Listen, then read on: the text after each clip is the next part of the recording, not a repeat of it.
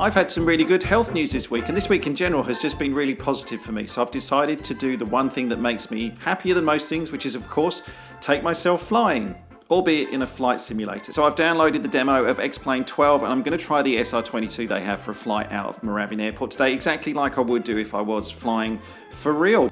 Scenery not available. Let things load. Why am I in the water? This is the new amphibious version of the SR22. It seems that a devastating flood has sadly hit Moorabbin Airport. Why? Is this because I don't have the scenery pack? Oh, am I going to have to download the full thing? It's been around half a day and $80 since I saw you last time, and now I've got the full version of X-Plane 12. Hopefully, yay, it does, it works. Echo Yankee Zulu is in there somewhere. I'm going to assume I've done all of my checklist checks and everything, but I'll just do a quick. Fuel's on the right tank, fuel pump goes on to boost, left, back, no, right, back, left, forwards. Haven't flown for so long and I've forgotten my left and right. Park brake off. Apart from that, I think we just send it. Said any good pilot. Right rudder, not too much. I've forgotten how twitchy this is terrible. I've forgotten how twitchy this bloody joystick is with the I'm just going to do what every good Cirrus pilot does and just not use the rudders. There we go. Alright, because we're climbing out. What we're climbing at 76 knots, that's way too slow. So I'm going to bring the nose down. Going to get rid of my first stage of flaps. There they go, flaps come up. And we want to be climbing to about 1,500 feet.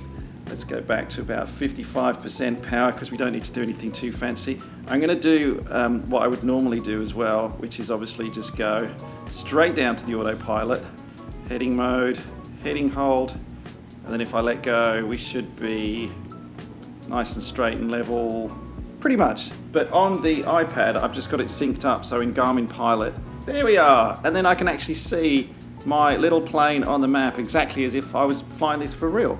This is really good practice for me. Up ahead, there's Melbourne City. I know I'm making the video today and it's a little bit silly, but what I'm going to be doing is using this flight sim over the next couple of weeks just to keep myself refreshed. Because now, for example, I'll be thinking, well, what do I need to do to practice getting into the city? I can't be just out there looking at the beautiful view. I need to be talking to Essendon Tower. I need to change my squawk code to 0100.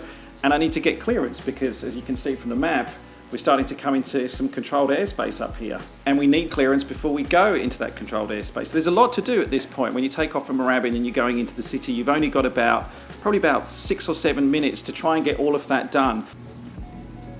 Let's hand fly this. So let's assume, we've spoken to Essendon Tower, they've given us clearance, and normally what they do is they give us clearance for something like 1 or 2 left or right hand orbits. And you're normally told to stay east of the Balti Bridge, which doesn't exist in this rendering, but the Balti Bridge would be somewhere over here. Enjoy these brilliant views of those very 1960s looking buildings that we have out here in the window. Oh, this is so good. Probably lean the mixture back a little bit. I've forgotten in the flight sim as well how... Oh no, the Balti Bridge is there. There's the Balti Bridge ahead of us. It's a little bit different to the one in real life. And down there is Docklands. We'd normally make a right turn around here and you normally get a nice look into Marvel Stadium. My altitude is all over the place. I'm going to assume that I would be flying this altitude a lot better. It's very twitchy here on the laptop. It's very twitchy. I haven't got the sensitivity set up properly.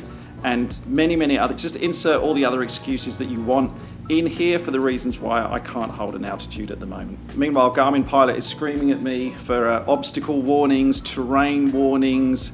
It's obviously got all the high buildings and everything in its database, but Garmin Pilot doesn't obviously know whether it's VMC, IMC. It's warning me just in case I don't have those obstacles sighted, but I do. Another city orbit done. Bye, Melbourne. All right, where to now?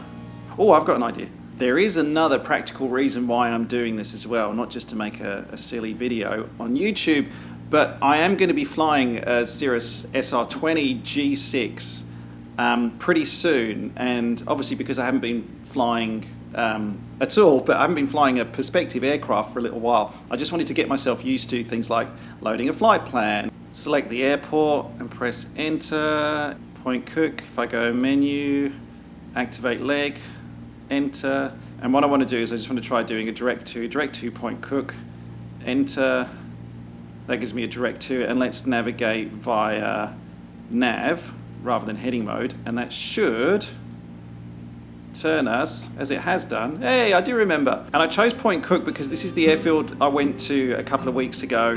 You might have watched, I did another video of that where Stephen and I flew into Point Cook to meet Michael after he finished his circumnavigation of Australia 100 years ago, after Goebbels and McIntyre did the same thing in their Fairy 3D seaplane back in 1924. Fantastic voyage back in 1924, and a fantastic voyage by Michael as well. But yeah, so I thought I just wanted to go back to Point Cook and kind of replicate that flight, because obviously last time I was there, Stephen was the pilot, I was just the passenger, and I thought to myself, well, why don't I try and land at Point Cook? There we go, it's runway 1735. So let's get us lined up for 1735. I just need to work out where the airport is again, because I've completely overshot it.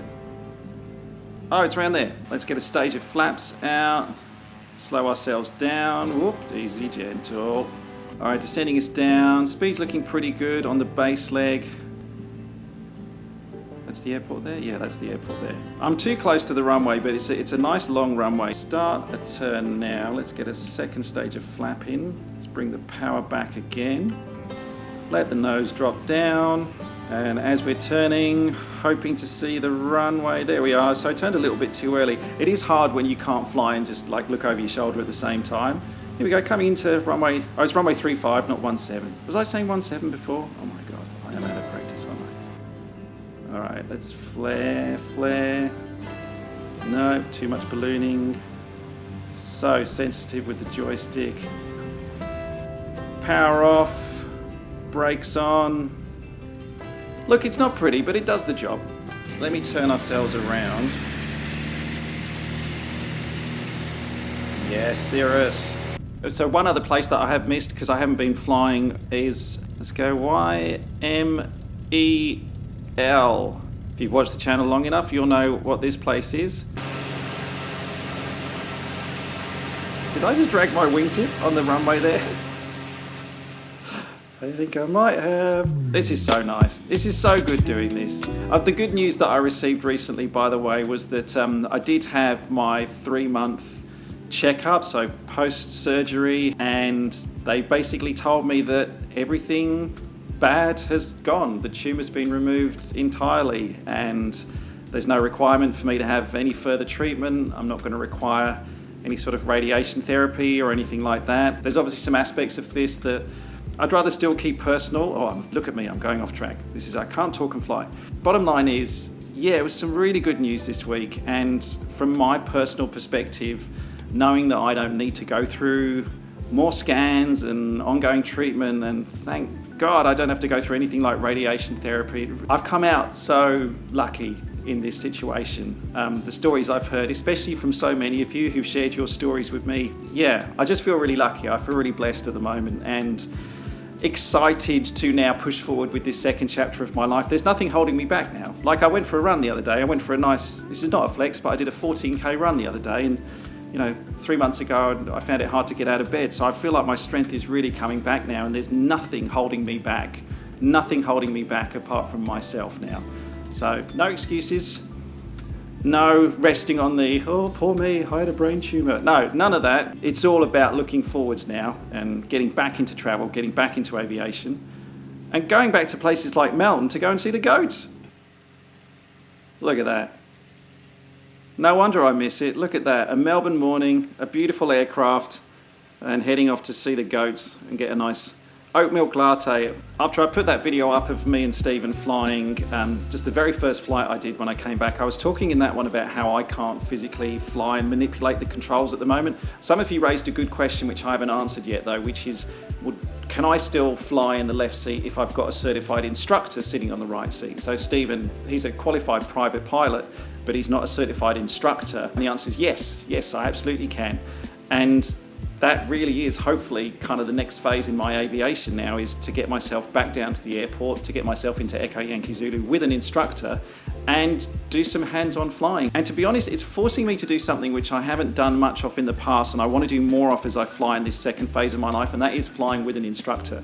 I think I very much do my required checks and the minimum checks, like my IPC once a year, but then I don't go ahead and continually fly with an instructor just to make sure, like to check in, but to make sure I'm constantly learning. I think that's a really important thing in aviation, is to constantly be learning, testing yourself, checking, taking that ego out of the cockpit and not thinking that you know everything and you know what to do, because at the end of the day you don't, and there are pilots out there who are better than you.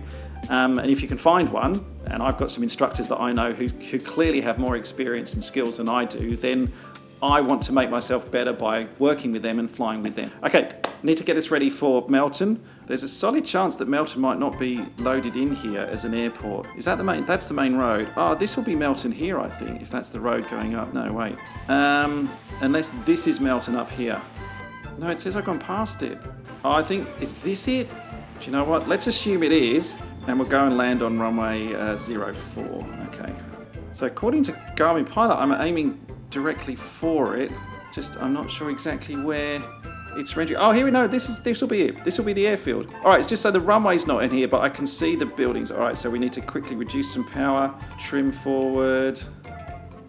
This is a terrible approach, but all right, and then soft field landing, so we want to be nice and soft. That's not too bad. Ooh, that was close. Oh, this is hard to maneuver on the ground. The brakes are not very effective in this aircraft on the ground. No. Okay, do you know what? Tell you what, that's perfect. And not gonna lie, that's not too dissimilar to my parking in real life. Look at that. Good job. That was really good fun, and as well as being a little bit silly, of course, it was just a really nice reminder of what's ahead of me and what I'm looking forward to getting back into again. I really do love this world. Now, just quickly, if anyone from CASA is watching this, please note that that is not an accurate representation of how I normally fly, nor how I intend to fly in the future, so please do bear that in mind. I'm going to make my way back to Moorabbin, but I'm also going to work out why, when I turn my engine off, has my plane decided to do a wheelie.